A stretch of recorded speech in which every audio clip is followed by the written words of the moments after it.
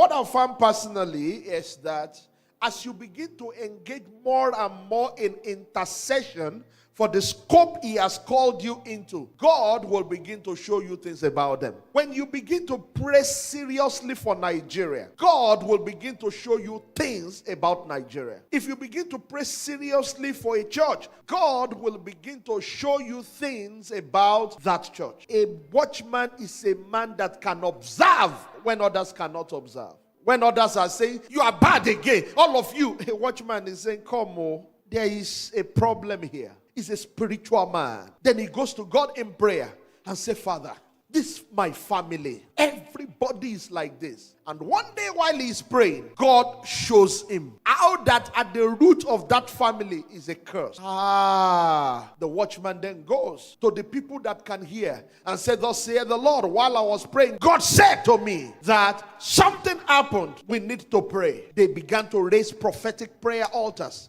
to bring a solution to the problem of that family.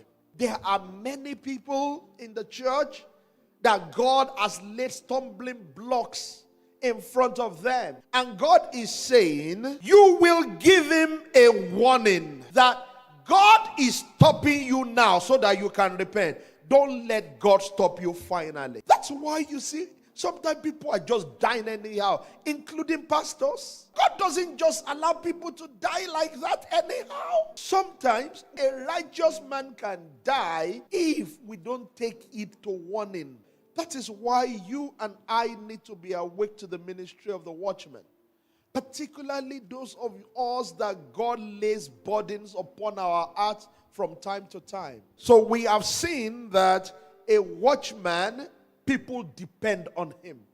Lives depend on him.